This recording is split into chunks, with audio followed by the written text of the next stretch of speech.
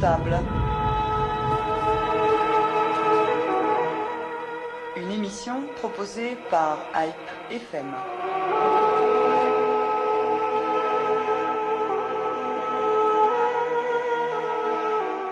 Bonjour, le voyage d'État de François Hollande a été l'occasion de montrer une fois encore les liens entre la France et l'Arménie.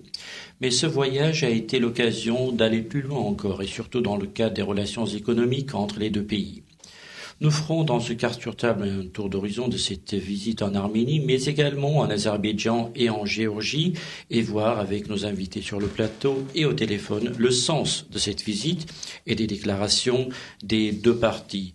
Nos invités sur le plateau, le député René Rouquet, président du groupe d'amitié France-Arménie à l'Assemblée nationale, bonjour. Bonjour. Elena Gabrielian, vous êtes journaliste à RFI, vous avez fait le voyage à Bakou en Arménie et en Géorgie. Merci d'être avec nous. Bonjour. Nous avons un enregistrement de Moulad Papazian, coprésident du CCF et coprésident de la FRH Naqtoutian pour l'Europe de l'Ouest. Nous serons en ligne avec Patrick Devedjian, député et président du Conseil général des Hauts-de-Seine, Philippe Kaltenbach, sénateur et président du groupe d'amitié France-Arménie au Sénat, et François Rochebloine, député de la Loire. Donc, commençons avec vous, René Rouquet. D'abord, vos impressions. Parlons résultats. Qu'est-ce que ça a donné, ce voyage ?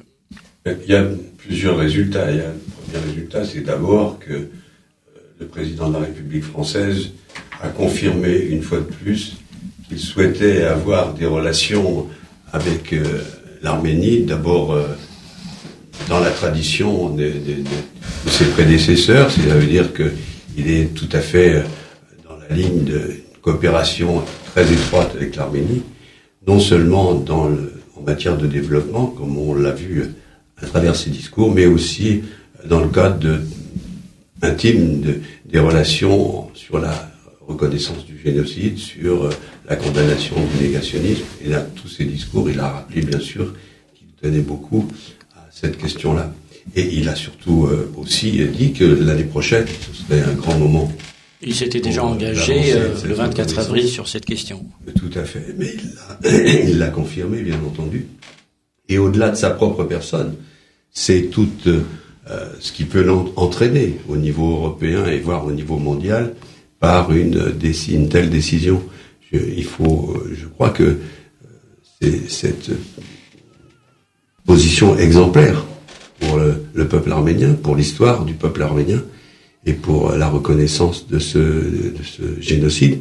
C'est important que le président de la République française annonce et confirme que l'année prochaine il sera présent à Yerevan, et j'espère qu'il entraînera avec lui, au-delà de la France, il entraînera des responsables d'autres pays, et qu'à Yerevan, le 24 avril 2015, il y aura beaucoup de représentants de grands pays, et j'espère le plus grand d'entre eux.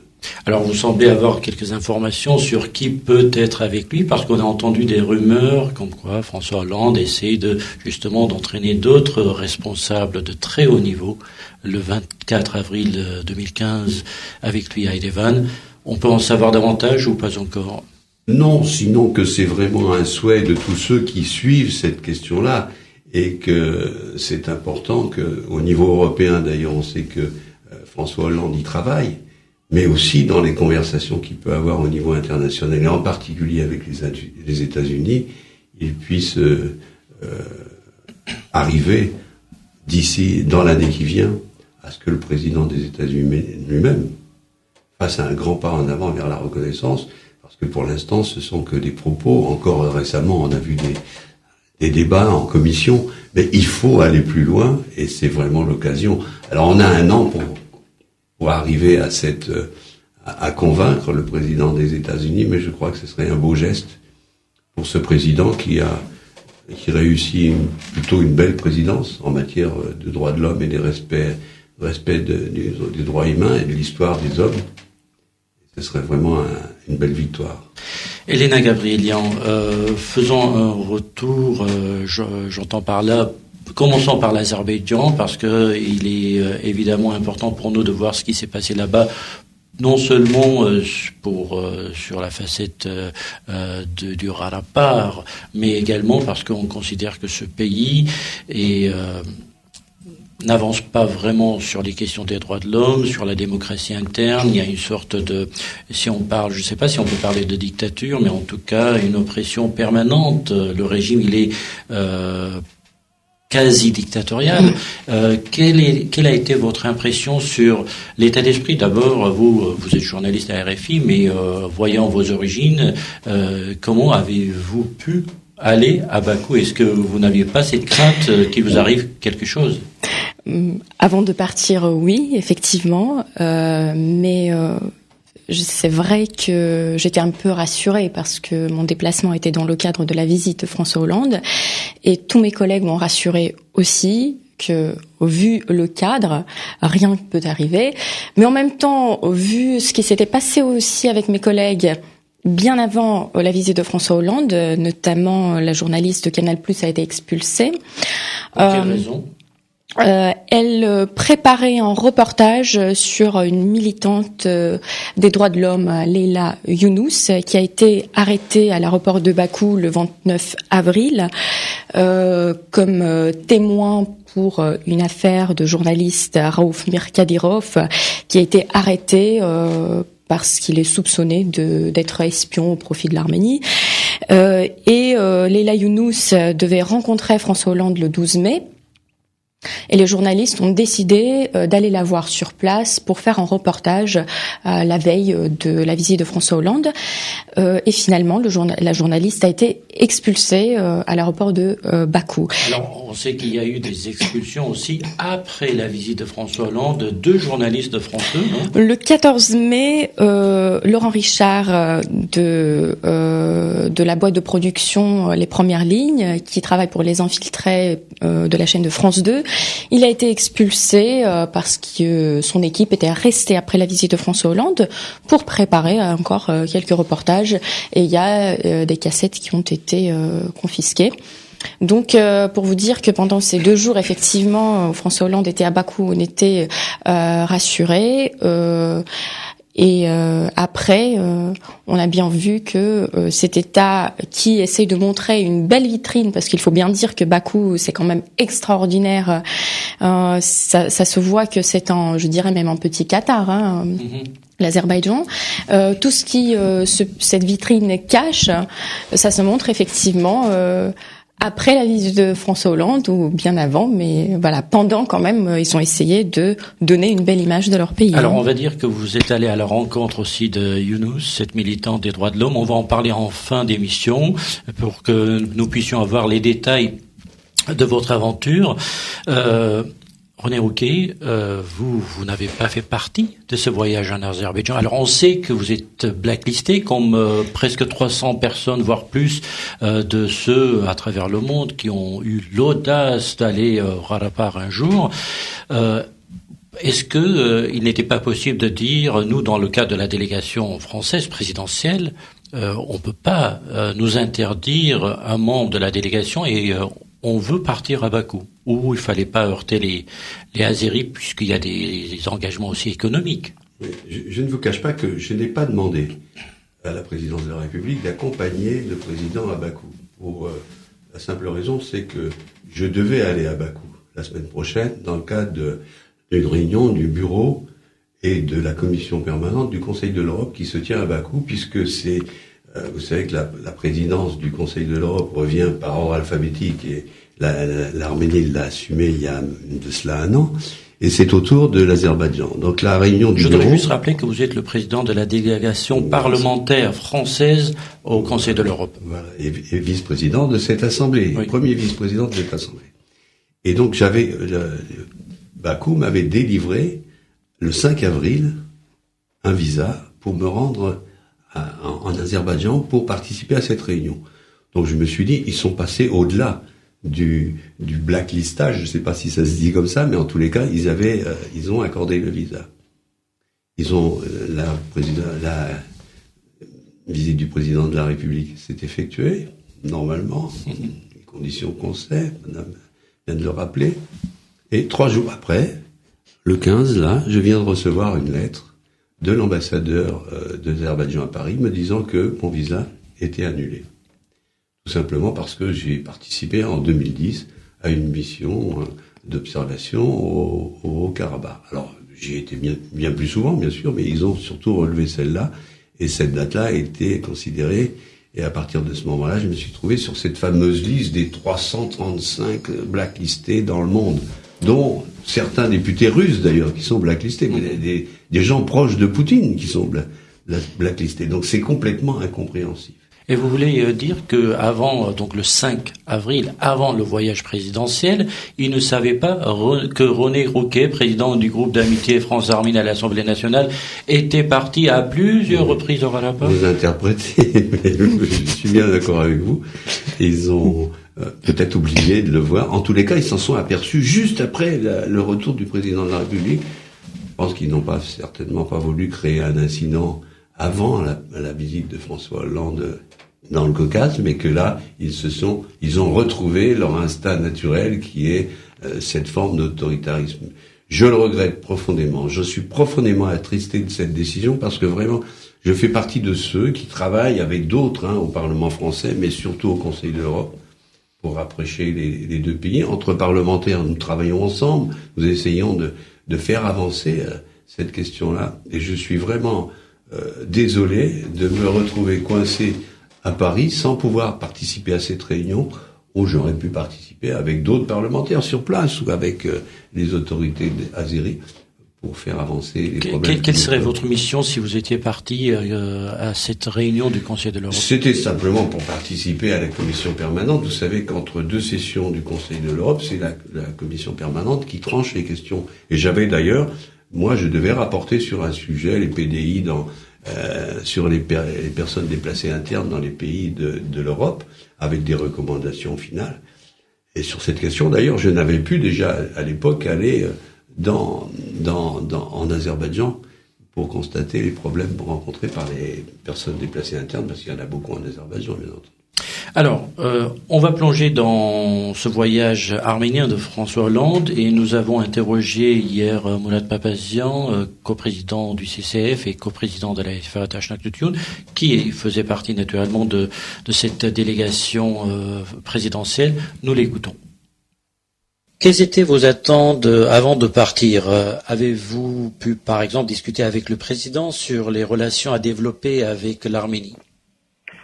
Oui, c'est une discussion qu'on a depuis longtemps avec le président de la République, et y compris quelques mois, quelques semaines et quelques jours avant ce voyage d'État, qui est une initiative importante de la part d'un président de la République, une initiative de respect vis-à-vis de l'État partenaire, mais aussi c'est un vrai signe d'amitié, porteur d'avenir et d'intérêt qui se manifeste lorsqu'un président de la République va en voyage d'État dans un pays. Je voudrais juste vous signaler que le président de la République, François Hollande, est allé en Arménie, mais également en Azerbaïdjan et en Géorgie, et que la seule visite à caractère d'État a eu lieu en Arménie, et qu'en Géorgie et en Azerbaïdjan, il s'agissait d'un voyage officiel, donc qui n'a pas le même caractère.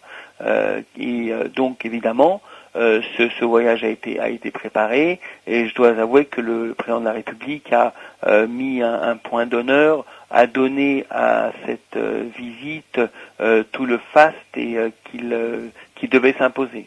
Alors c'est la première fois, on a l'impression que la France pense à nouer des relations au-delà de l'amitié historique, au-delà de la question, je dirais pas seulement symbolique, mais très ancrée dans les esprits désormais concernant le génocide, sa reconnaissance et la pénalisation de la négation. Mais là, on passe à une vitesse supérieure dans les relations. Je veux parler des relations économiques. Est-ce que vous pensez réellement, au-delà des déclarations, que la France est capable et est-ce qu'elle est prête à vraiment s'engager dans le développement économique de l'Arménie dans le cadre de partenariats d'entreprises ou d'État à État? Vous avez raison de signaler que l'Arménie est indépendante depuis 23 ans presque, et je suis sidéré de constater que les relations économiques avec la France, qui est pourtant abrite une diaspora très importante, la plus importante d'Europe, que les relations économiques sont au degré zéro. puisque le président de la République a signalé qu'il y avait un volume de 50 millions d'euros d'échanges commerciaux avec l'Arménie. Ça veut dire en vérité zéro. 50 millions d'euros, ça veut dire zéro dans des relations économiques entre deux pays, entre des entreprises de deux pays ou entre les deux États, ça veut dire zéro. Et en réalité, le point le plus important de ce voyage de François Hollande en Arménie, c'est justement de développer les relations économiques entre les entreprises des deux pays et entre les deux États, parce que c'est aussi le signal, c'est un signal politique, le développement économique, c'est aussi le signal qu'un État a envie de s'investir dans des relations concrètes, opérationnelles, et qui enrichissent un autre État. Puisque le développement économique, le développement de partenariats entre les entreprises, ça crée de l'emploi, ça augmente le niveau de vie de la population et finalement ça ouvre de nouveaux marchés au fur et à mesure. Et donc c'est le critère le plus important. Je dis le plus important, bien que les autres n'aient pas été absents, mais on le savait. On savait la fidélité de François Hollande à la question de la reconnaissance du génocide arménien. On savait effectivement que il a envie de mettre en place cette politique antinégationniste, ce dispositif antinégationniste en France, avec l'adoption d'un texte qui permettrait à un moment donné de pénaliser la négation du génocide arménien. On le savait très intéressé par la question du règlement du Haut-Karabakh, mais ça on pourra en parler tout à l'heure. Oui.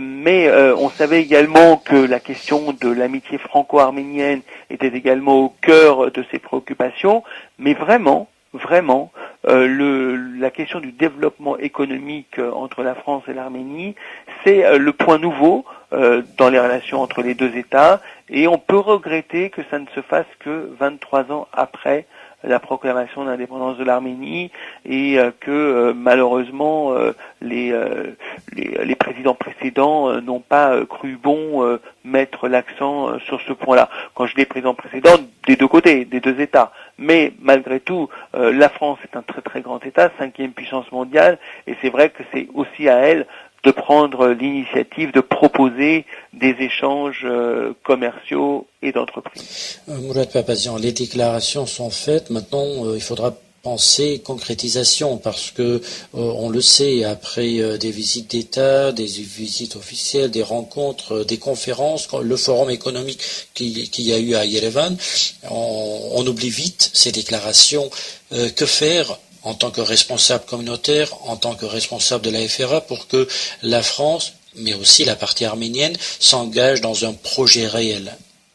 Écoutez, je pense que le forum économique France-Arménie qui a été organisé donc le 12 mai à l'hôtel Marriott était très important, parce qu'il a permis de donner une sorte de coup d'envoi au lancement des relations d'entreprise entre les deux États. Il y a des marchés, il y a des compétences, il y a une volonté politique des États, il y a des entreprises mobilisées, il y a des structures qui commencent à se mettre en place, comme les chambres de commerce, comme les business clubs qui réunissent les entreprises des deux États. Et je crois que maintenant les signaux sont clairs. Politiquement, les entreprises sont parrainées, et il faut maintenant effectivement passer à la phase opérationnelle et travailler également avec les ambassades, avec les chambres de commerce, et puis mettre en place des suivis réguliers pour qu'effectivement ce ne soit pas un pétard mouillé, mais il n'y a pas de raison. Je crois qu'il y a un intérêt mutuel de la part des uns et de la part des autres. Maintenant, il faut un suivi professionnel, un suivi opérationnel de marché qui doit être installé, et ça, les entreprises qui travaillent à l'international ont les habitudes, savent de quelle manière procéder. Alors, je crois qu'il était important d'avoir le signal politique des deux chefs d'État. Mourad Papazian, si on parle de la relation de l'Arménie avec la Russie, car à plusieurs reprises, que ce soit lors de la conférence de presse des deux présidents ou dans leurs déclarations, surtout dans les déclarations de François Hollande, il a été dit à plusieurs reprises que J'essaie de comprendre le pourquoi de cet engagement de l'Arménie aux côtés et à l'intérieur rapidement dans les semaines ou les mois à venir de l'union douanière.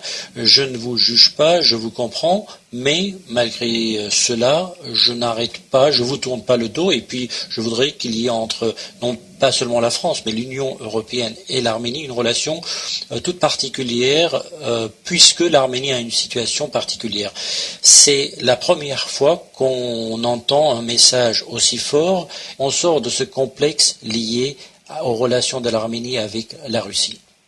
Oui, on a beaucoup discuté effectivement de ce point avec François Hollande, puisque un certain nombre de grands États européens ont mal pris le rétropédalage de l'Arménie concernant l'union douanière, puisqu'il y avait une volonté qui avait été affichée effectivement d'intégrer la zone Europe, et puis ensuite l'Arménie a rétropédalé pour affirmer qu'elle restait dans la zone asiatique de l'union douanière sous contrôle russe.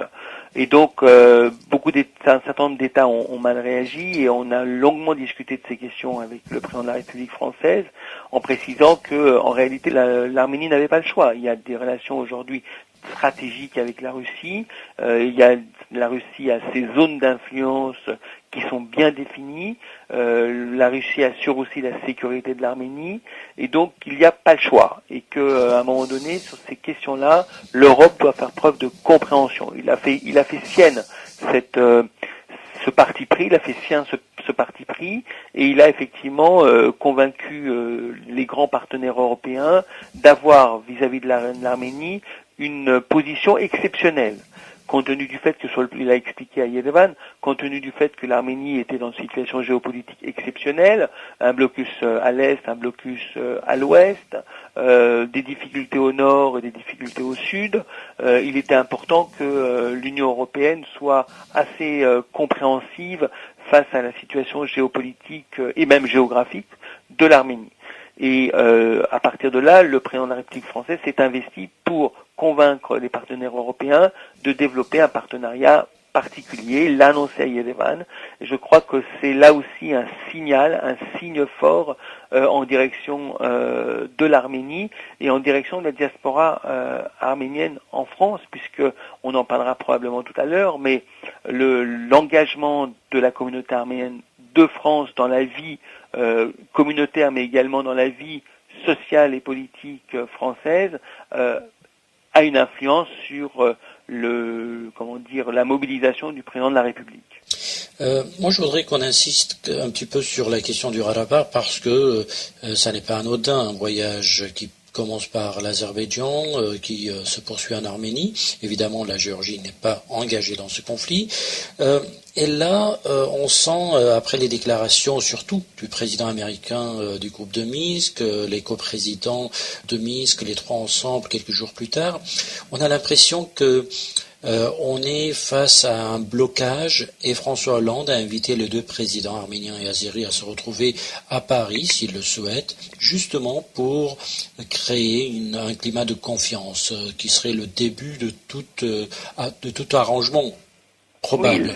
Oui, le président de la République veut jouer un rôle de médiation et de facilitateur de solutions. D'une part, entre l'Arménie et l'Azerbaïdjan, ça a été un des points de ce voyage-là, mais d'autre part également entre l'Arménie et la Turquie. Et ça a été un des points du voyage de François Hollande en Turquie au mois de janvier.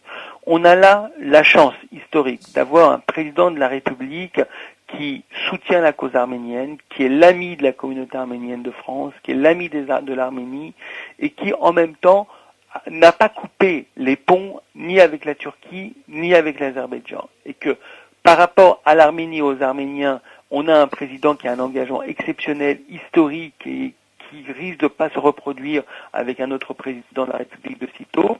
Et de l'autre côté, ce même président entretient également des bonnes relations d'État à État avec l'Azerbaïdjan et la Turquie. Donc il y a là une véritable opportunité que nous pourrions saisir les uns et les autres d'avancer finalement vers un début de solution à la question du Haut-Karabakh, d'avancer finalement, pourquoi pas, dans la dynamique du centenaire vers une amorce de réconciliation entre le peuple arménien et la Turquie, avec évidemment les critères qui sont pour nous incontournables, à savoir la reconnaissance du génocide arménien et puis le lancement d'un processus de réparation.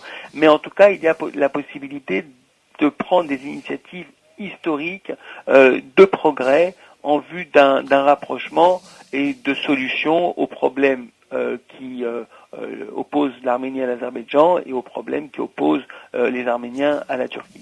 Êtes-vous globalement satisfait de ce voyage et est-ce que vous avez des informations de ce qui a été dit pendant la rencontre restreinte entre les deux présidents, parce qu'ils ont parlé économie, ils ont parlé du Rarapar, ils ont parlé aussi de la présence de François Hollande qui s'est invité, il faut le dire, il n'a pas attendu l'invitation officielle de son homologue arménien, puisqu'il l'a déclaré le 24 avril ici à Paris, qu'il serait le 24 avril 2015 à Yerevan, au mémorial du génocide arménien. Est-ce que vous avez des retours sur ces discussions entre les deux présidents ? Les discussions entre les deux présidents restent pour l'instant entre les deux présidents. Effectivement, l'annonce qu'il a faite à Paris le 24 avril 2014 de sa présence à Yerevan le 24 avril 2015 revêt pour nous une importance capitale puisque nous en parlions avec lui depuis plusieurs mois. Nous en parlions également d'ailleurs avec les représentants du gouvernement arménien. Et je crois que François Hollande a bien compris l'attente qui était la nôtre et le fait qu'il se rende en Arménie 2 fois en un an. Là aussi a une signification, ce n'est pas anodin, et surtout se rendre sur place à l'occasion du centenaire, l'annoncer 1 an avant et générer ainsi la mobilisation probable d'autres chefs de gouvernement et de présidents de la République dans le monde, c'est pour l'Arménie un geste exceptionnel. C'est-à-dire que François Hollande fait le travail diplomatique pour l'Arménie. C'est-à-dire que François Hollande s'invite en Arménie à l'occasion du centenaire anniversaire et invite également d'autres chefs d'État et de gouvernement à l'accompagner.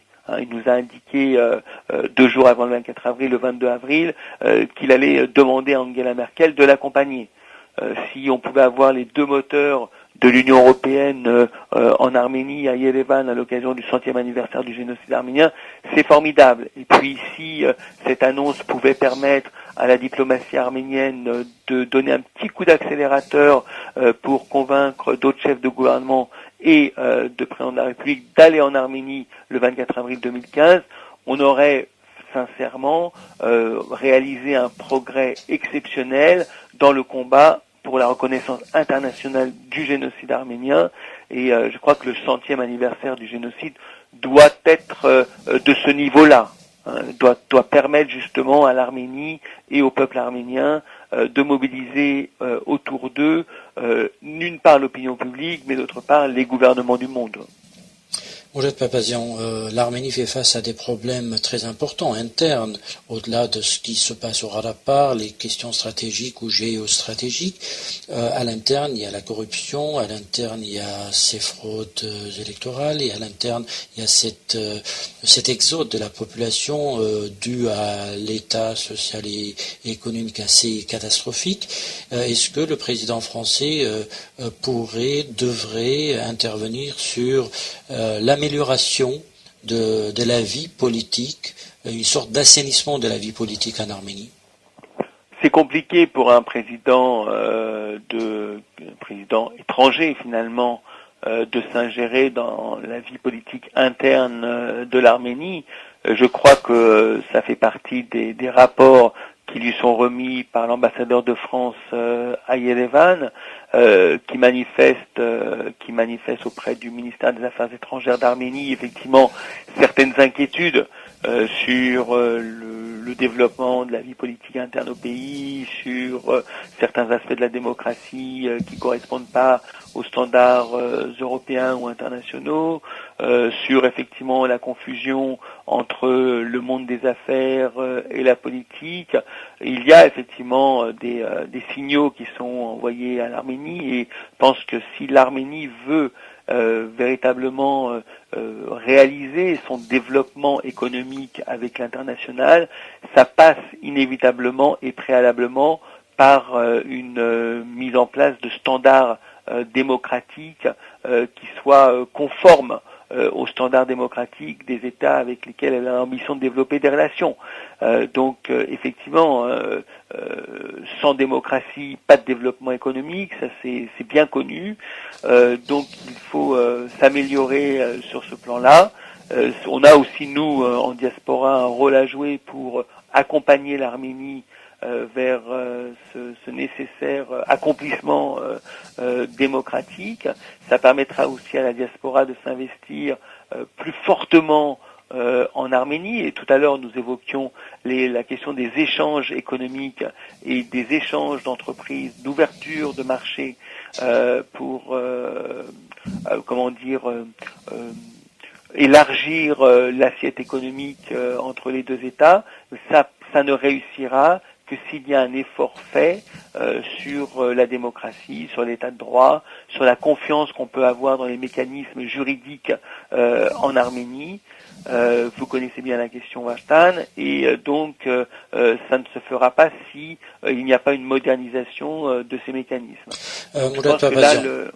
Une dernière question, je ne peux pas m'empêcher de la poser, vu le contexte de vos relations avec le président de la République. La FRA a accompagné le travail de François Hollande depuis au moins 98 et jusqu'à son élection en tant que président de la République. Est-ce que aujourd'hui la FRA peut jouer un rôle dans justement ce rapprochement au-delà de ce qu'on s'est dit durant notre discussion, c'est-à-dire en tant que parti politique, vu l'historique que vous avez avec François Hollande, l'homme, est-ce que ça peut réellement jouer? Bien sûr, et nous ne cessons de jouer ce rôle-là, et c'est important de maintenir la relation parce que le lien est permanent. Le respect entre nous est mutuel, la confiance est réciproque, et ça nous permet justement d'avoir des échanges en direct, mais aussi parfois avec les conseillers de l'Élysée, puis aussi avec les conseillers du Quai d'Orsay, puis parfois avec les conseillers d'autres ministères. Depuis l'élection de François Hollande, les portes du gouvernement sont ouvertes, et nous rencontrons ceux qui font l'État français. Et évidemment que ce voyage redonne encore une nouvelle dynamique à nos relations. Et il a bien vu de quelle manière le 24 avril 2014 s'est déroulé.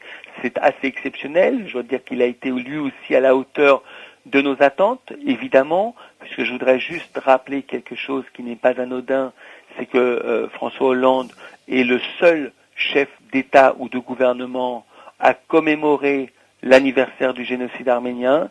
C'est le seul président de la République ou chef de gouvernement à se rendre aux cérémonies organisées par une communauté. Donc il lui a réussi à donner une dimension nationale à cette cérémonie.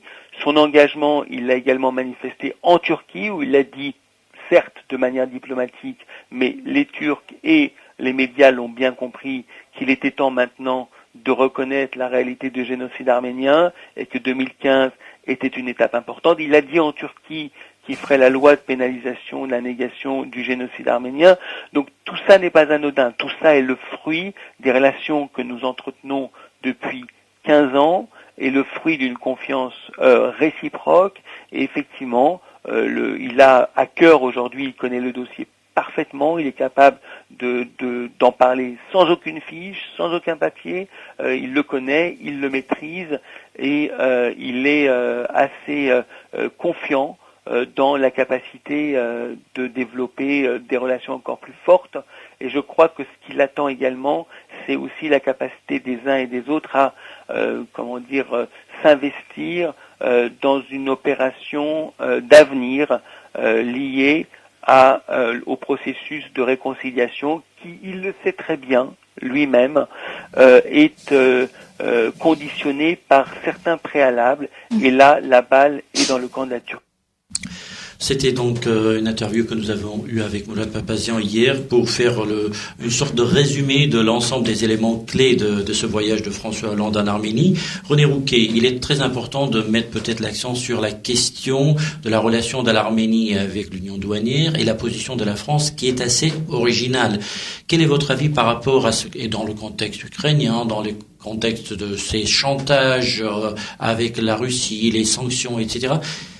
Comment peut la France et l'Europe, l'Union européenne, récupérer, si c'est ça la motivation, ou en tout cas ne pas faire en sorte que l'Arménie aille complètement dans les mains de la Russie? Est-ce que c'est ça la volonté de François Hollande avec son projet d'un accord d'association particulier? Écoutez, dès le mois d'octobre, dès qu'on a, à partir du moment où on a compris que les difficultés qu'allait entraîner ce débat avec la pression que mettait la Russie sur les pays comme sur l'Arménie, mais pas seulement, sur l'Ukraine bien entendu, mais la Moldavie, la Géorgie, on a bien compris qu'il fallait trouver une solution. Il y a une grande réflexion qui s'est faite au niveau européen et au niveau français pour essayer de trouver des solutions qui permettraient de lier les deux, de permettre à ces pays de pouvoir de ne pas s'isoler et de se mettre complètement, comme vous dites, dans les mains de la Russie. Donc la réflexion avance. Je pense qu'au niveau du Quai d'Orsay, mais en particulier à l'Élysée, la recherche au niveau de la diplomatie se fait. Et les annonces faites par le président de la République à Yerevan et dans le Caucase, puisqu'il en a parlé, je pense, dans les 3 endroits. C'est fait, mais c'est pas une réflexion seulement personnelle. Je pense qu'il a consulté avant d'avancer ce type et au niveau européen, avec les leaders européens, il a avancé cette idée. Et maintenant, il faut essayer de la définir. En faisant attention, justement, de ne pas s'enfermer sur des dispositions qui permettraient aux Russes de mettre encore une pression plus forte sur ces pays-là. Et on sait que la pression est forte parce qu'elle n'est pas seulement économique, elle est aussi militaire, il faut le dire. Dans tous ces pays, il y a une pression de présence et qui est très forte. En Moldavie avec la Transnistrie, en Géorgie avec l'Ossétie du Sud, avec l'Abkhazie. Enfin, partout, dans tous ces pays, il y a une pression qui est insupportable. Et en Ukraine, j'en parle pas, tout le monde, la question est connue. Aujourd'hui, c'est une situation insupportable. Ce qui est important en Ukraine, bien sûr, c'est que les élections dimanche prochain se tiennent, j'allais dire, dans les meilleures conditions. Je sais qu'il y a des dispositions qui sont prises importantes. Nos observateurs qui ont fait une mission préélectorale nous disent qu'il y a même des organisations qui sont mises en place pour, dans les villes, dans les bureaux de vote qui pourraient pas être ouverts, les gens puissent s'exprimer ailleurs. Il y a tout un dispositif qui est mis en place et on sera très nombreux pour observer cette question-là. Parce que je crois que tout ça est lié. Et que pour en revenir à l'Arménie, je crois que le président de la République a fait la bonne proposition. Maintenant, il faut qu'elle soit soutenue par les leaders européens et en particulier, bien sûr, par Madame Merkel. Alors, on sait, il n'a pas dit je serai votre ambassadeur, mais c'était l'idée qu'il avait fait être passer. Donc, je ferai le nécessaire au sein de l'Union européenne pour que, avec l'Arménie, il l'a dit, vous n'avez pas de mer, vous avez des frontières fermées, vous n'avez pas de pétrole, et vous méritez, c'est un peu ce qu'il a dit, vous méritez une attention toute particulière. Tout à fait, mais dans toutes ces assemblées, on est tous un peu les ambassadeurs de l'Arménie. Pourquoi ? Parce que l'Arménie est leader. L'Arménie a envie d'avancer un peu avec tout le monde et de se rapprocher de nous, mais ne pas se couper de Moscou et de ses voisins. Donc c'est une position, bien sûr, intelligente que souhaite l'Arménie et que nous souhaitons nous, et qu'il faut faire passer à l'ensemble de l'Europe qui ne connaît pas toujours, d'ailleurs, l'histoire qui a conduit à ces difficultés. Donc il faut vraiment qu'on avance sur cette question. Alors sur la question du Ralapa, René Rouquet, là on est peut-être face à un danger. On a entendu les déclarations du coprésident américain du groupe de Minsk qui a étalé il y a quelques jours, c'était le 7 mai, ces 6 points autour des négociations, les territoires qui doivent être rendus à l'Azerbaïdjan, la question du statut du Haut-Karabakh, les réfugiés. On est dans le flou total et on a l'impression que l'Azerbaïdjan réussit à mettre la pression. Il y a une sorte de surenchère. La Russie veut récupérer l'Azerbaïdjan et les États-Unis font du surenchère pour ne pas perdre l'Azerbaïdjan justement. Et là, le grand perdant sera peut-être encore les Arméniens. Qu'en pensez-vous? Est-ce que ce voyage a permis de clarifier les choses? Quel est le rôle de la France sur ce point de règlement? Moi, je crois que la France a une position très claire par rapport à l'Azerbaïdjan. C'est le groupe de Minsk qui doit traiter de ces problèmes-là. Et puis, il y a une diplomatie d'État, il y a une diplomatie parlementaire qui est en place et qui ne laissera pas faire n'importe quoi. Donc, je crois qu'à un an de la commémoration du centenaire de la reconnaissance du génocide arménien et de sa reconnaissance qui devrait aller avec, je vois que la question aussi de l'Azerbaïdjan, c'est une question majeure, elle est peut-être même encore plus importante, et il faut la traiter au niveau international. Ça peut pas être au détriment, bien sûr, de l'Azerbaïdjan, du Haut-Karabakh. Et je crois que l'important est bien sûr que on réaffirme tous ensemble, et les Américains en premier, ils doivent le faire également, le droit des peuples à disposer d'eux-mêmes et à définir leur volonté. On peut pas défendre dans certains coins du monde une thèse et puis dans d'autres. Donc je crois qu'on devrait pouvoir se retrouver là-dessus. Et 20 ans après le cessez-le-feu, on s'aperçoit quand même, quand on va au Karabakh, ce qui m'est arrivé à plusieurs reprises, on voit quand même la maturité de ce peuple, sa force et sa maturité politique, la maturité politique de ses dirigeants dans un petit pays de cette dimension-là. Ça nous laisse quand même de grands espoirs. Il faut vraiment que c'est un combat primordial et il faut aussi, et le président de la République en a parlé d'ailleurs, il faut vraiment qu'on soit bien conscient de l'importance de ces décisions. René Rouquet, avant de vous libérer, puisque vous avez des obligations à Alfortville, juste une question sur la question des droits de l'homme en Azerbaïdjan. Aujourd'hui, on l'a vu, les Azéris peuvent ici et là faire des financements, des dons à des musées comme le Louvre ou des monuments à Strasbourg. Est-ce que c'est suffisant pour oublier ou faire oublier que ce pays pas du tout. Vous savez, moi, je suis un grand amateur de football. On voit ils ont des initiatives fortes dans plusieurs pays. Oui. On l'a vu avec Lens, d'ailleurs, on sait depuis hier qu'ils vont monter en première division. Ça veut dire qu'on va avoir encore l'année prochaine l'Azerbaïdjan présent dans pendant 38 rencontres. On verra les maillots avec la publicité de l'Azerbaïdjan. Je crois qu'il y a quelque chose à faire là-dessus parce que c'est pas normal que le nom d'un pays soit l'emblème d'un club sportif. Il faudrait qu'on arrive quand même à régler ces problèmes-là. Et puis, de toute façon, ils peuvent avoir tout l'argent qu'ils veulent, ça règle pas les problèmes des droits de l'homme chez eux. Et on voit encore la façon dont ils ont traité les journalistes français qui accompagnaient le président de la République, la façon dont à moi ils m'interdisent de me rendre en Azerbaïdjan parce que j'ai été au Haut-Karabakh sans leur demander l'autorisation. C'est insupportable. Et les droits de l'homme, ça commence par la liberté aussi des journalistes, mais aussi des hommes politiques qui ont en plus la qualité d'être représentants européens et qui ont une immunité à ce titre-là.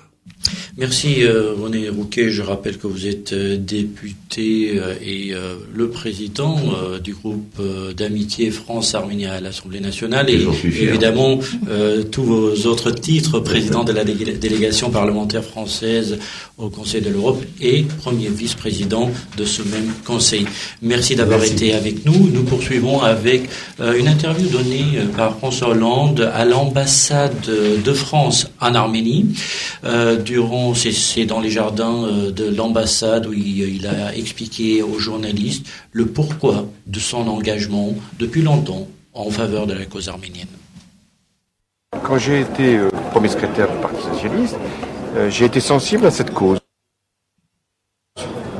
Parce qu'elle était d'abord portée par des amis que je considérais comme exprimant là une revendication à la suite d'une tragédie. Ensuite parce qu'elle était une continuité de Jaurès à aujourd'hui, le mouvement socialiste dans lequel je m'inscrivais et m'inscris toujours, avait toujours voulu défendre les Arméniens qui avaient été punis pour simplement la raison qu'ils étaient arméniens, pourchassés, massacrés. Et puis je me suis investi comme parlementaire dans la reconnaissance du génocide avec beaucoup de députés à l'époque qui, là aussi, au-delà même de leur lieu d'élection, considéraient qu'il y avait une cause à défendre et que la République s'honorerait à reconnaître le génocide, ce qui fut fait. Il n'y a pas de raison électorale donc dans ma démarche, ni lorsque j'étais parlementaire, ni aujourd'hui pour je ne sais quelle comptabilité de Français d'origine arménienne. Il ne s'agit pas de cela. En défendant la reconnaissance du génocide à cette époque, en 2001, et c'était déjà pas facile parce qu'il y avait des interrogations, des oppositions, des craintes même par rapport à des lois mémorielles.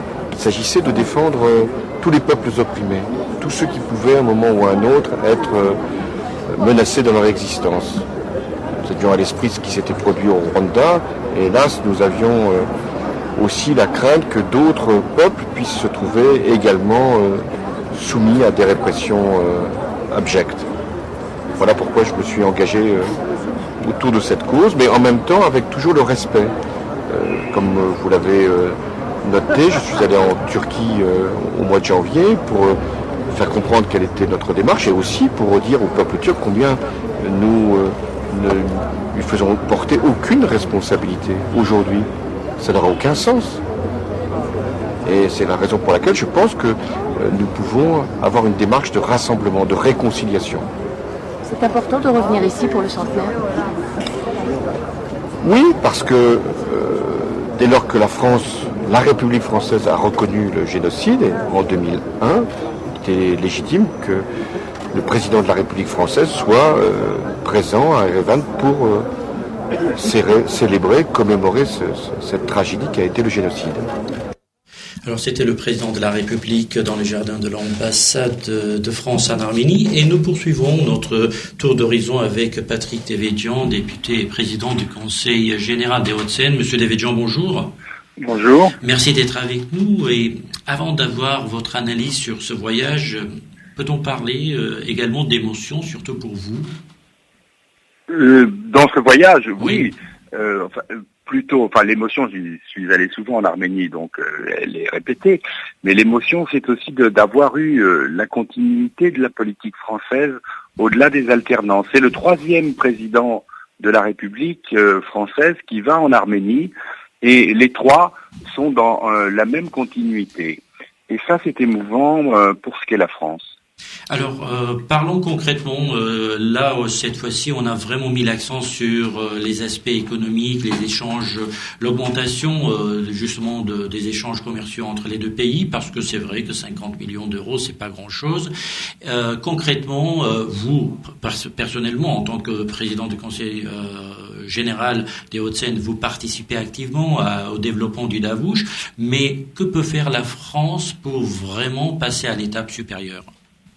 Bien, la France peut évidemment faire des investissements en Arménie, des investissements qui en même temps peuvent avoir un caractère progressiste pour l'économie arménienne qui a des pans entiers qui sont à développer et qui nécessitent aussi évidemment sur le plan technologique, sur le plan technique même, des connaissances qui ne sont pas toujours suffisamment répandues en Arménie.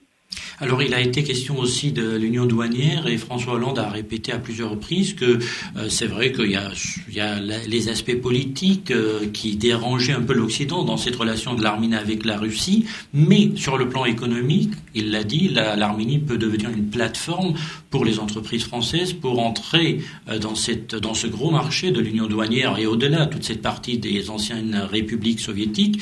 Est-ce que vous pensez que les Français peuvent estimer que l'Arménie, avec ses ingénieurs, ses techniciens et sa proximité avec l'Europe, peut réellement... qu'est-ce qui nous manque pour faire avancer cette idée ?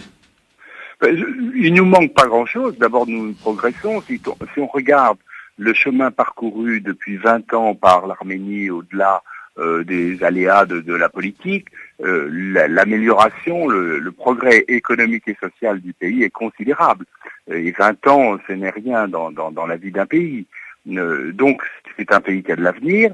Deuxièmement, c'est un pays qui appartient à la francophonie et où, certes, le volume des échanges entre la France et l'Arménie n'est pas très élevé, vous l'avez cité, mais en même temps, c'est la France qui est le premier fournisseur de l'Arménie au niveau occidental.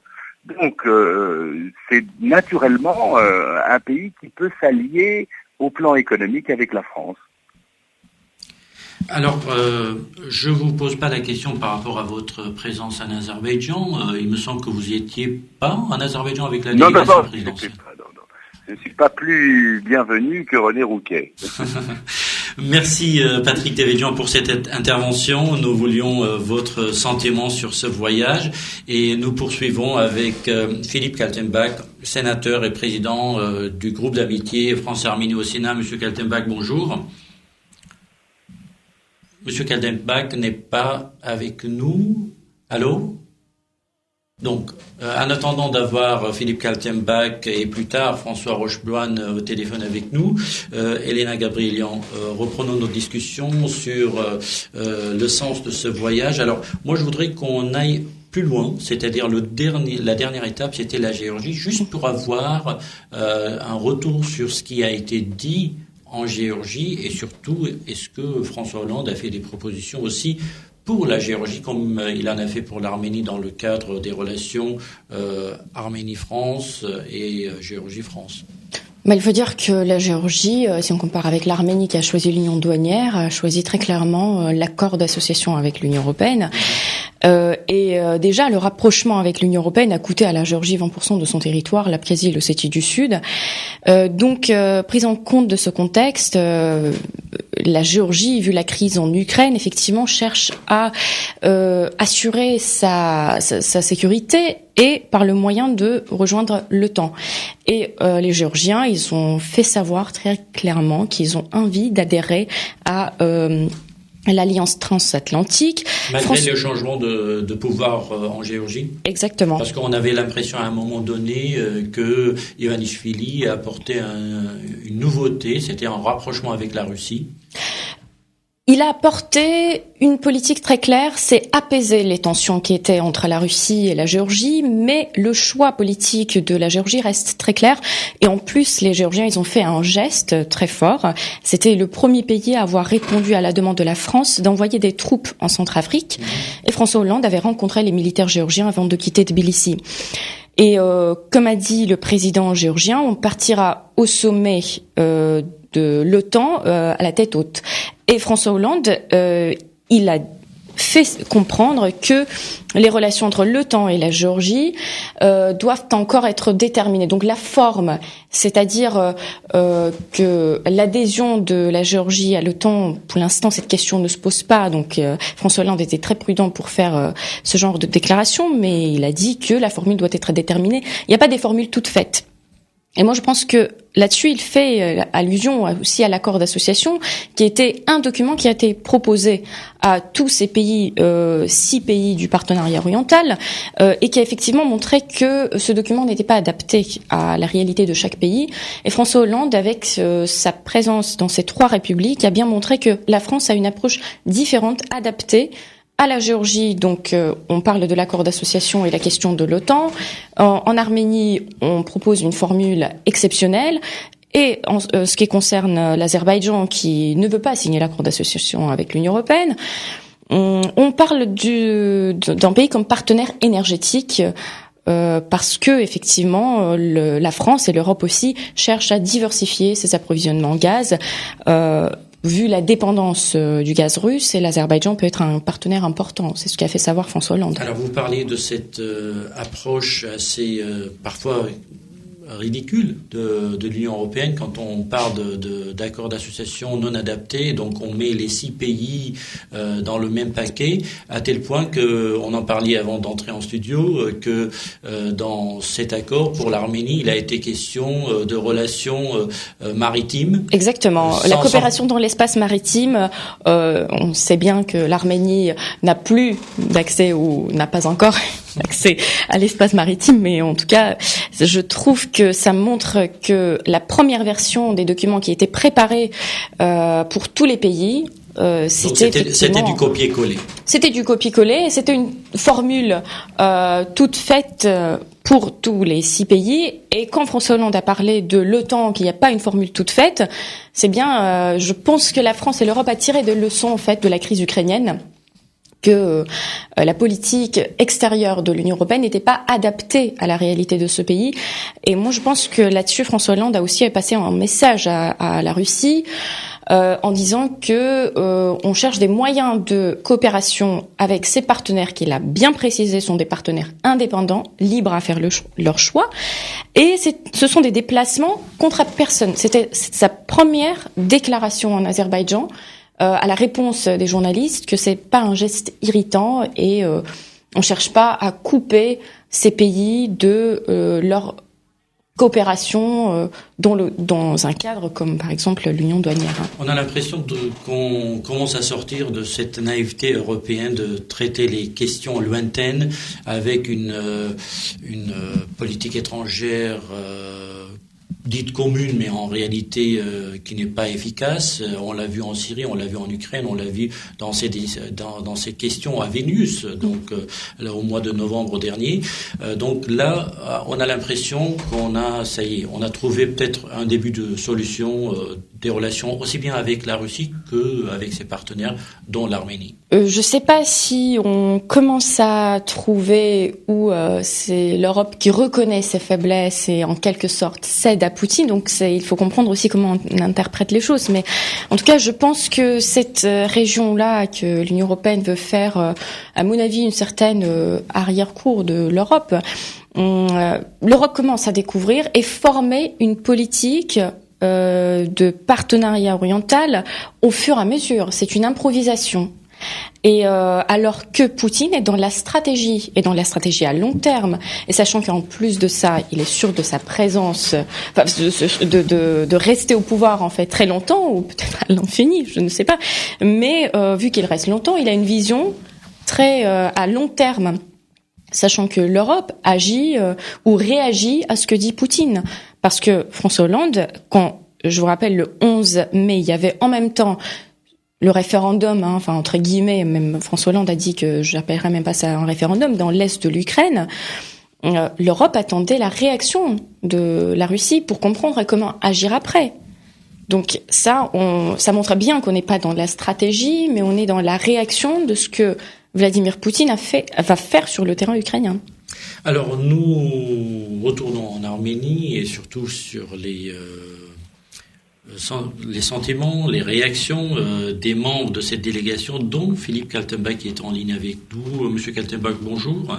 Bonjour. Alors, on a envie d'entendre pour vous ce qu'était le résultat, le sens de ce voyage dans les 3 pays, mais surtout en Arménie, où vous y étiez personnellement en tant que membre de cette délégation présidentielle. Oui, tout à fait. Moi, j'étais en Arménie. Je suis personne non grata en Azerbaïdjan, donc je n'étais pas à Bakou. Moi, j'ai trouvé en Arménie que la visite de François Hollande était très importante parce qu'elle a encore renforcé les liens entre la France et l'Arménie.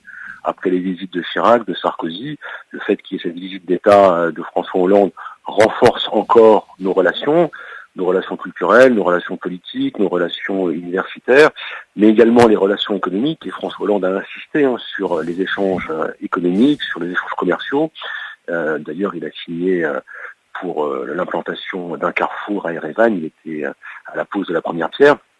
Donc il y a cet aspect économique sur lequel François Hollande a insisté et qui, je crois, va être bénéfique et pour la France et pour l'Arménie. Donc il a là-dessus, je crois, une démarche très pragmatique et on ne peut que l'encourager à poursuivre dans ce sens. Et puis moi, j'ai été aussi très ému parce qu'il y a eu des moments forts dans cette visite. Il y a eu bien sûr le monument à la mémoire des victimes du génocide. Il y a eu le concert avec Aznavour. Et puis il y a eu également l'inauguration du jardin en hommage à Missak Manouchian. Et ça a été à chaque fois des moments d'émotion très forts. Donc je crois que c'est une visite, c'est une belle réussite pour renforcer les liens entre la France et l'Arménie.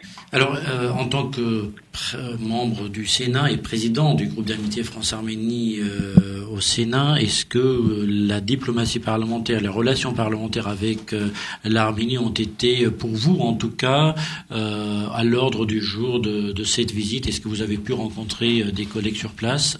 Bien sûr, nous avons rencontré le nouveau président de l'Assemblée nationale arménienne, puisque son prédécesseur venait d'être nommé Premier ministre, un nouveau Premier ministre.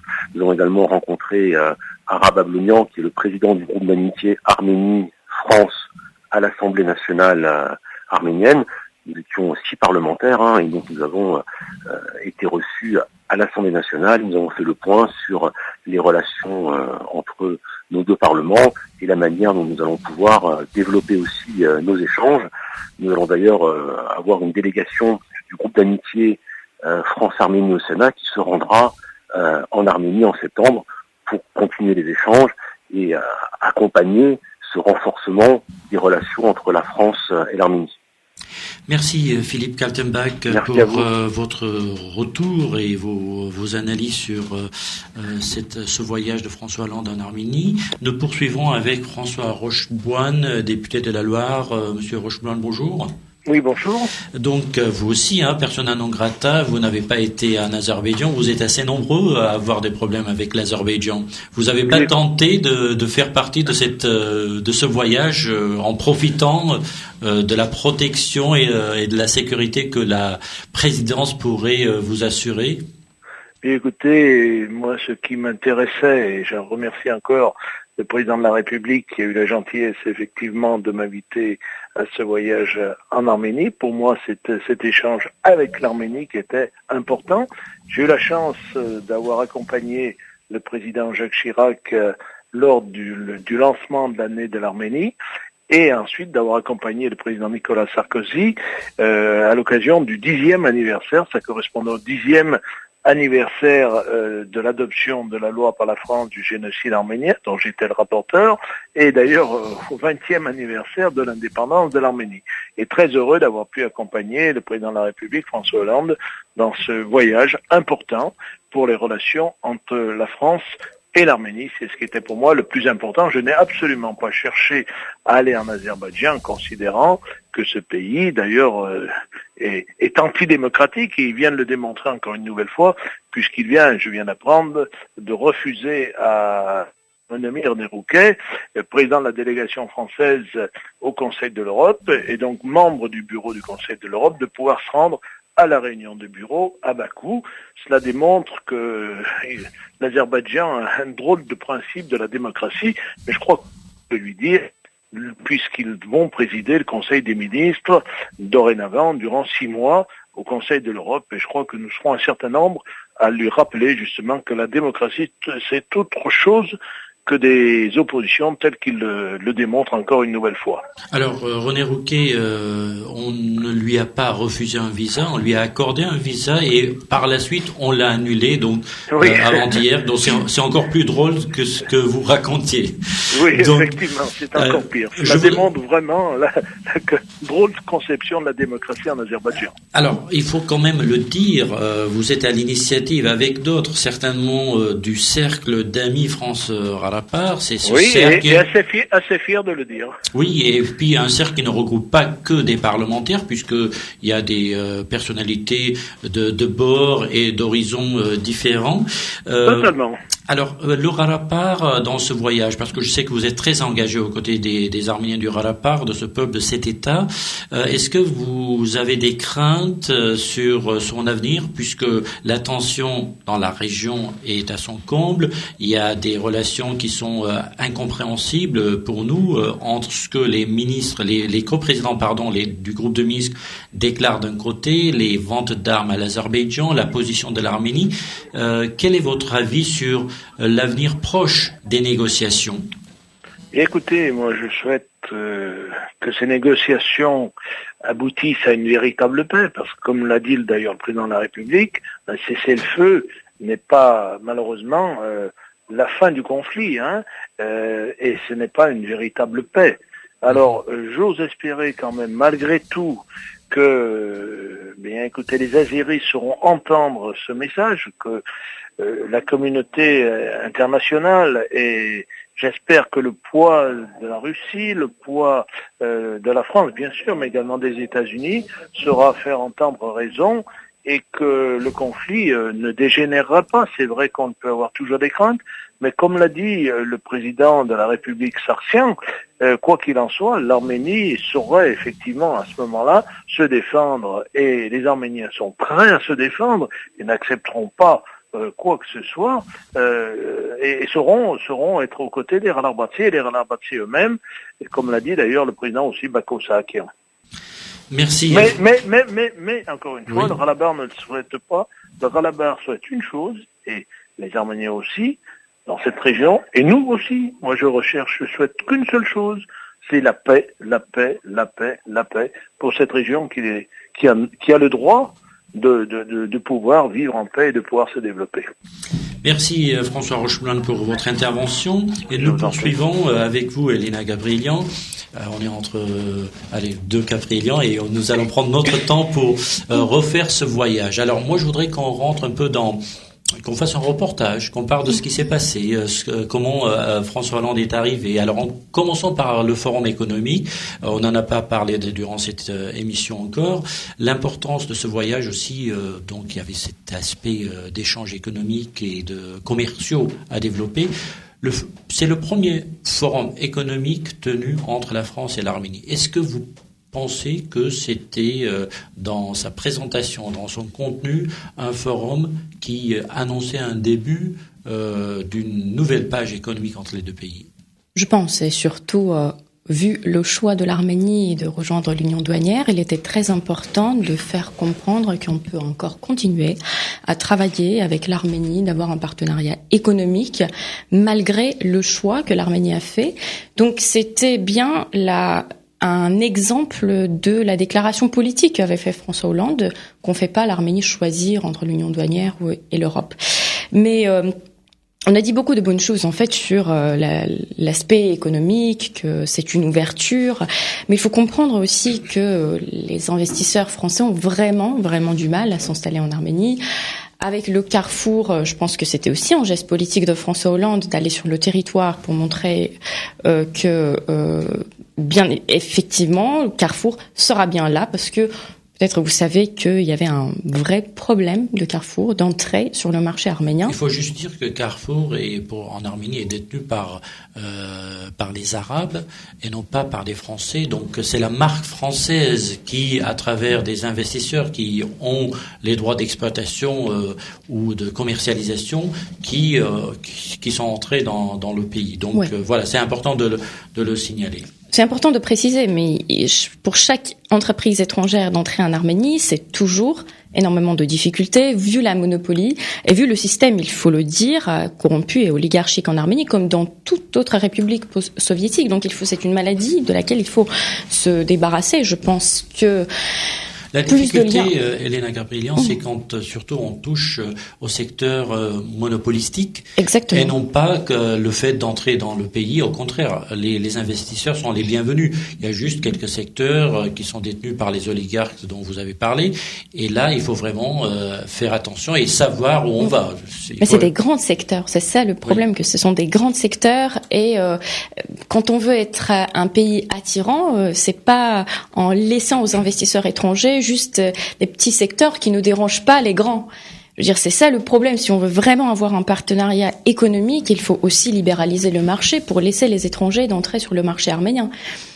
Donc, sachant que, il faut le dire, les lois, surtout les dernières réformes depuis quelques années en Arménie, ont mis l'Arménie en avance par rapport à d'autres pays voisins, et surtout je parle de l'Azerbaïdjan, mais c'est une question de l'application de la loi en Arménie qui pose problème plus que la loi, le texte lui-même. Oui, mais vous savez, quand je compare la présence des entrepreneurs étrangers en Arménie et en Azerbaïdjan, parce qu'il y avait aussi le forum en Azerbaïdjan, et en plus de ça, il y avait un petit déjeuner de François Hollande avec les entrepreneurs français, la présence, elle est quand même très très forte. Il faut le dire que ils cherchent à investir en Azerbaïdjan. Il y avait Alstom, il y avait Total, il y avait GDF Suez, donc c'était vraiment des grandes entreprises qui sont là. Mais ne comparons pas avec l'Azerbaïdjan, parce que si l'Arménie, avec un régime encore plus, j'allais dire, si c'était un régime purement dictatorial, opprimant et tout ce que vous voulez, mais avec du pétrole, les entreprises françaises seraient aussi venues en Arménie. Donc le problème, c'est une question d'opportunité. Sans doute, c'est une question d'opportunité, mais il faut tout simplement le constater quand on parle des investissements, de la présence étrangère et des entreprises françaises. Il faut aussi comparer, mais même en Géorgie, ne comparons pas l'Arménie avec l'Azerbaïdjan, comparons l'Arménie avec la Géorgie. Il y a beaucoup d'investisseurs qui étaient à Bakou, qui ont laissé tomber l'Arménie et qui étaient allés en Géorgie. Pour une simple raison que la Géorgie, malgré le fait que les échanges économiques avec la France ne sont pas si importants qu'avec l'Arménie, il faut le dire aussi, mais il y a une certaine ouverture. Et c'est cette ouverture qui rassure les entrepreneurs français. Je pense que c'est pour cette raison-là aussi le forum économique était organisé en Arménie pour trouver un moyen d'ouverture pour l'Arménie. Et en tout cas, le geste de François Hollande d'aller dans les lieux d'un centre commercial où va s'ouvrir Carrefour était pour dire aux autorités arméniennes, attention, moi je défends les plus grands mais aussi les plus petits de nos investisseurs, de nos entreprises françaises en Arménie, en tout cas dans n'importe quel pays, ce serait la même chose. Donc il faut vraiment respecter nos investisseurs et le choix d'avoir des entreprises françaises en Arménie. Donc ce signe a été, je pense, en Arménie, ça a été conçu comme une protection de la présidence de l'État français de ces entreprises à l'étranger. Tout à fait, parce que vous savez, dans l'affaire de Carrefour, il y avait l'ambassadeur de la France qui était intervenu, même l'ambassadeur des États-Unis.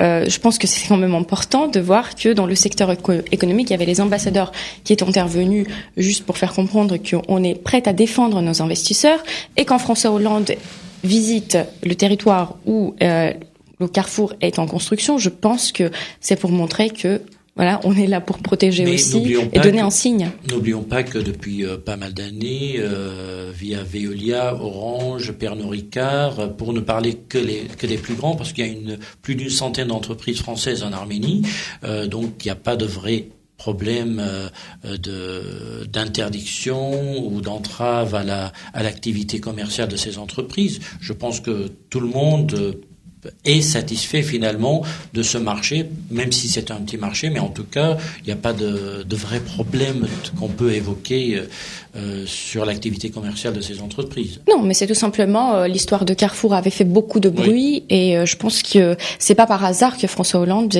il visite pour marquer en fait la présence, encore une présence française sur ce territoire. Et juste une dernière chose qui est que la France envisage d'ouvrir 11 Carrefour encore en Arménie, à part le Carrefour qui est en construction en ce moment. Alors, il y a beaucoup de discussions sur ce sujet. On dit que si vous interrogez les Arméniens de la rue, ils vont dire que on sait déjà que c'est les supermarchés Yerevan City qui vont être vendus à Carrefour. Donc, ce business passe de la main d'un oligarque à un autre. Donc, là encore, il faut être très attentif à ce qui se dit et à ce qui se fera sur ce volet-là. Parlons aussi 2 mots encore sur les avantages de l'Arménie sur le plan de l'économie. Serge Sarkian l'a dit, avec les accords, notre entrée dans l'union douanière, c'est un avantage considérable en matière de prix des énergies, parce que là, on a à peu près 30% de réduction des coûts, et c'est une bonne nouvelle pour les entreprises qui veulent justement avoir la possibilité de produire avec des coûts assez bas, surtout que la main-d'œuvre en Arménie elle aussi ne coûte pas cher, et le niveau de technicité, d'ingénierie, etc. est assez élevé dans ce pays, à comparer avec d'autres pays de l'Union douanière ou de la zone de la CEI. Oui, mais il faut dire que les conséquences de cette baisse de prix est liée aussi au choix de l'Arménie de rejoindre l'Union douanière. C'est la conséquence, en fait, c'est la Russie qui a décidé de baisser le prix de gaz pour l'Arménie. Moi, je pense que les investissements et aussi l'échange de savoir-faire, effectivement, apportera beaucoup de choses pour l'économie arménienne. Mais sincèrement, c'est mon souhait. J'aimerais bien que l'Arménie devienne vraiment un pays développé, je dis pas industriel, mais je veux pas que ça soit un pays où on a effectivement un main-d'œuvre qui coûte pas cher, oui, qu'on va exploiter, on va garder ce niveau pour l'Arménie, quelle est la réputation d'une république abricotière et pas une république. Oui, enfin, je compare. Non, mais ça passe par des étapes. L'essentiel aujourd'hui pour l'Arménie, c'est de pouvoir trouver du boulot pour des centaines de milliers de gens qui n'en ont pas et qui sont obligés de fuir le pays. C'est pas la seule raison de la fuite ou du départ. Évidemment, c'est toute une ambiance aussi bien politique, de respect, d'égalité ou d'inégalité plutôt. Mais le fait de pouvoir donner du travail aux Arméniens, aujourd'hui, c'est une des priorités, je pense, de ce pays. Je pense que c'est la priorité, et surtout un travail qui donne un espoir dans l'avenir. Parce que j'ai rencontré des Arméniens qui ont un bon salaire, mais un salaire de niveau européen, mais qui veulent pas rester en Arménie. Cela veut dire que c'est pas seulement le travail qui pose problème, mais c'est aussi le travail qui donne envie de rester dans ce pays, de fonder une famille, de avoir les enfants dans ce pays. C'est vraiment un problème de social, et même, je dirais, c'est pas la question patriotique, mais en fait, ça montre bien qu'on est prêt à quitter ce pays pour avoir un avenir ailleurs qu'on pense que serait meilleur qu'en Arménie. Alors, Elena Gabrielian, parlons aussi de ce voyage dans un sens touristique. Après ce forum économique, évidemment, il y a eu, là, c'est pas le mot, c'est pas du tourisme, mais j'entendais dire, enfin, par là, tout le voyage, faire le reportage du déroulé, si je puis dire. Évoquons la visite au mémorial du génocide arménien. C'était la deuxième visite de François Hollande, la première fois en 2007, et non pas en tant que président de la République. C'était un moment assez émouvant, là encore. Je pense que c'était important un an avant le centenaire de visiter ces lieux pour encore une fois marquer la présence de la France en Arménie, et pour rappeler qu'en 2015 François Hollande sera en Arménie. Il faut dire que dans les interviews aux journalistes et dans les discussions informelles, François Hollande évoquait plus des questions politiques que la question du génocide, mais en marge de plusieurs rencontres, il a répété à plusieurs reprises, il a parlé de la loi, la nouvelle loi criminalisant la négation du génocide, et aussi rappelé encore une fois la position de la Turquie, enfin la réaction sur ces déclarations de Erdogan le 24 avril que la France tolère pas le négationnisme. Moi, je pense que la France reste sur sa ligne, et comme on a entendu aujourd'hui pendant cette émission, malgré l'alternance politique, la France continue à rester sur sa position concernant la question du génocide arménien. Alors, il y a eu donc lundi soir cet excellent concert de Charles Aznavour. Vous y étiez? Tout à fait. Donc je vous ai pas vu là-bas. C'est vrai que à l'âge de 90 ans quand même, c'était exceptionnel. La voix était là, le geste était là, la danse était là. Il a vraiment su charmer le public. Oui, surtout le public qui l'attendait et qui applaudissait pendant 10 minutes debout. C'était vraiment extraordinaire. C'était d'ailleurs la première fois que j'ai vu Aznavour en Arménie, et la première fois quand il a parlé en public en arménien et après en français. Donc je pense que c'était aussi une belle geste. Et puis à la fin, il a fait, j'espère, une blague, que les 2 présidents préférés sont dans cette salle, François Hollande et Serge Sarkisian. Et ensuite, il y avait... Je crois qu'il avait dit la même chose à l'époque de Sarkozy. Voilà. Donc c'est pour ça que je dis bien que c'est une blague, parce que d'ailleurs, il a un sens d'humour... Mais c'est un diplomate. N'oublions pas que c'est l'ambassadeur d'Arménie à l'ONU et en Suisse. Donc voilà, il sait faire de la diplomatie. Tout à fait. Et il a un sens d'humour, comme aussi François Hollande. Il faut bien dire que après le concert, ils se sont rencontrés pour s'échanger un petit peu. Et Aznavour a dit que en 2024, pour ses centenaires, il sera en Arménie, il donnera un concert. Et il a dit... Monsieur Hollande, Monsieur le Président, vous serez bien là. Oui. Alors, ce qui est intéressant dans les gestes, dans les détails, on va dire, de cette visite, quand les 2 présidents sont sortis de la salle de concert, 2 jeunes Français vivant en Arménie ou touristes, tout simplement, ont approché François Hollande pour lui dire on veut une photographie avec vous. Et là, vous savez, en Arménie, c'est pas quelque chose qui se fait tous les jours de demander au président de la République. Donc c'était un moment inattendu pour les Arméniens où François Hollande disait venez, oui, malgré l'effort des quarts du corps de les éloigner. Donc c'était les selfies qui sont aujourd'hui très à la mode. Oui, tout à fait. On a même bien vu dans le petit journal des selfies qui font un peu rire les journalistes français. Vous savez, en réalité, François Hollande avait montré en fait il est très accessible. Il a montré ça aussi bien à l'ambassade de l'Arménie que après le concert, que dans les rues de Yerevan, qu'on pourrait s'approcher, prendre des photos. Donc c'était vraiment un homme politique accessible. Et ces 2 jeunes dont vous avez parlé, ils sont en stage en Arménie. J'ai discuté avec eux, c'était pas des touristes. Ce qui a fait plaisir qu'en fait il y a des Français qui vont faire un stage en Arménie. Alors il devait aussi lundi soir se promener sur la place de la République, mais avec la pluie battante, vraiment beaucoup de pluie ces 2 jours en Arménie. Donc ce tour de la place de la République a été annulé, mais le président un peu plus tôt a bien pris une bière donc sur la terrasse de l'hôtel Marriott avec la délégation des parlementaires, des gens de la communauté qui étaient avec lui, et on nous a dit, c'est ce qu'il avait promis en 2007 à la délégation qu'il accompagnait en tant que premier secrétaire du Parti socialiste. Quand je reviendrai avec vous en tant que président, là encore, je prendrai au même endroit une bière arménienne, justement, et chose faite, chose promise, chose faite, voilà. Donc parlons aussi de il y a eu cette rencontre restreinte entre les 2 présidents, où il a été question du rapport, des échanges économiques évidemment et du génocide, donc ces efforts de rapprochement avec la Turquie. On n'en sait pas beaucoup plus, mais il y a eu cette conférence de presse où les choses ont été clairement dites, que ce soit, là encore une fois de plus, sur le choix de l'Arménie et le fait de dire dans la bouche de François Hollande, je ne vous juge pas, j'essaie de vous comprendre et à partir de là, j'apporte une solution nouvelle. Et c'est là qu'il avait dit... formule exceptionnelle. Voilà. Je ne sais pas si c'est vraiment une solution parce que on n'a pas plus de détails sur les modalités de cette coopération dans le cadre de cette nouvelle formule exceptionnelle. Pour l'instant, je crois que ce sont des mots un peu, c'est une formule très très générale, hein.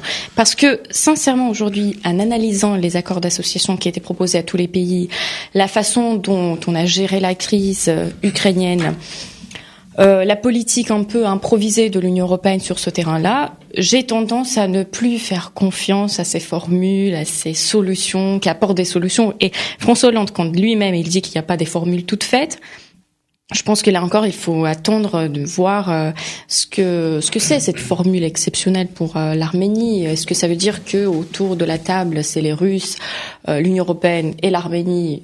Donc voilà, il faut tout simplement voir comment ça va s'articuler parce que...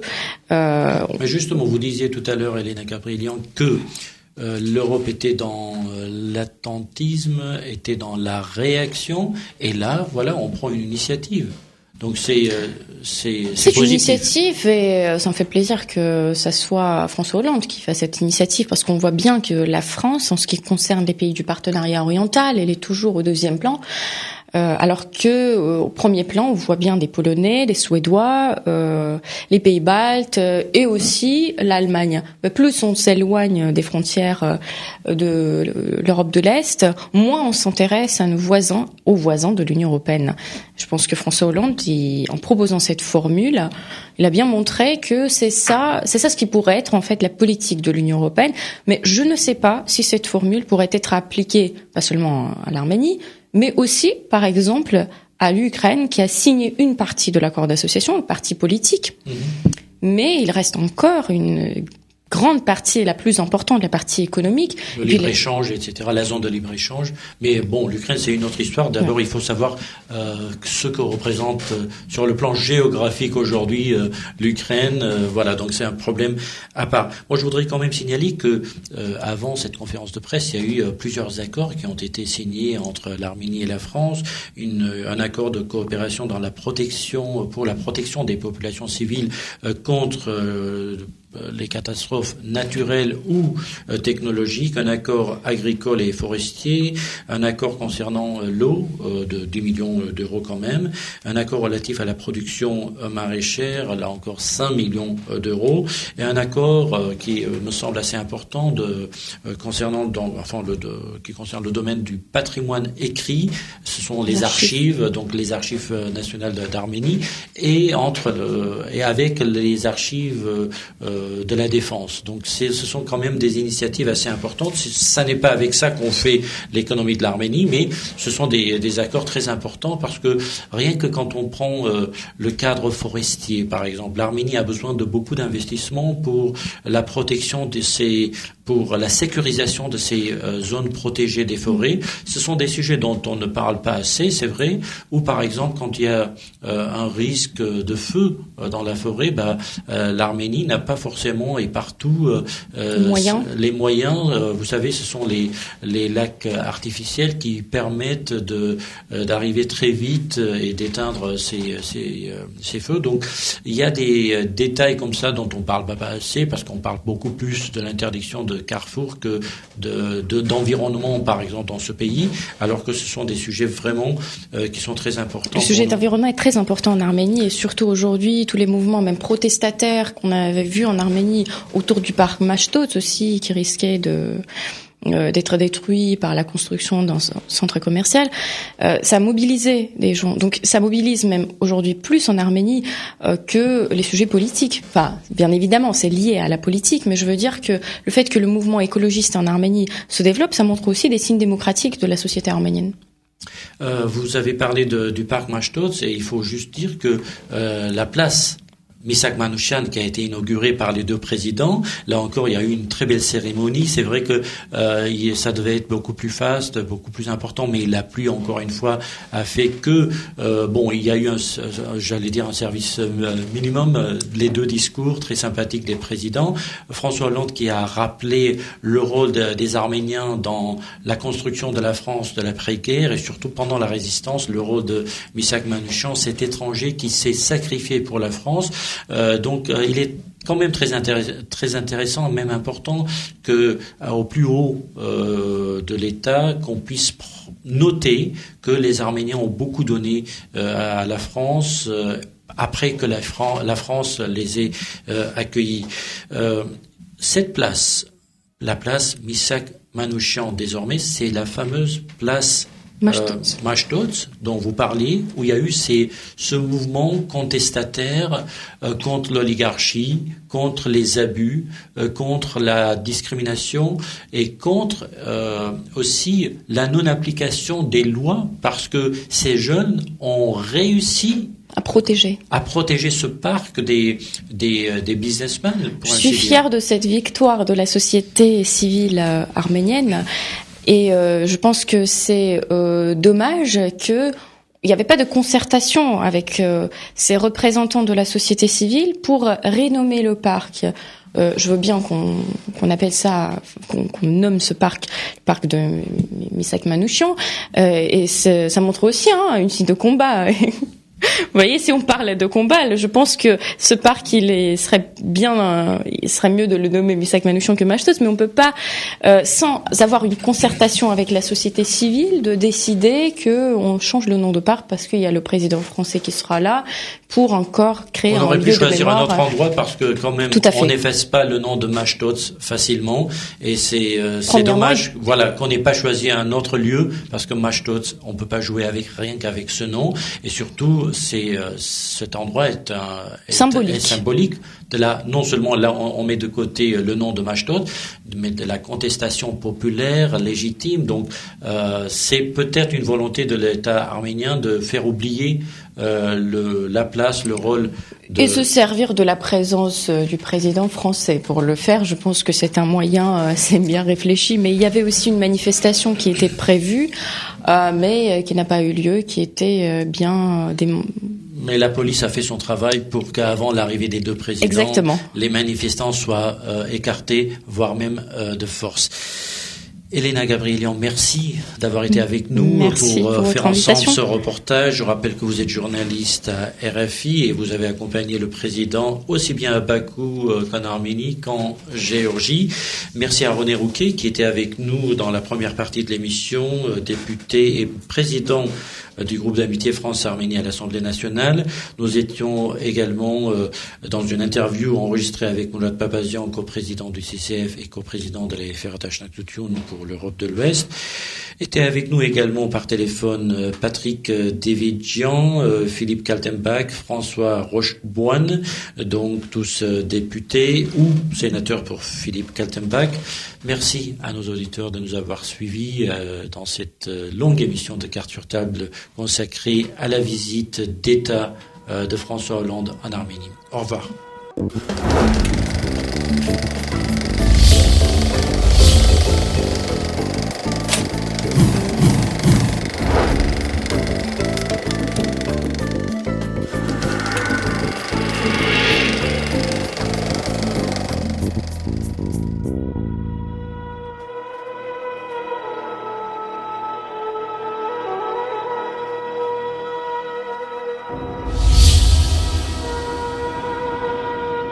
Cartes sur table. Une émission proposée par Hype FM.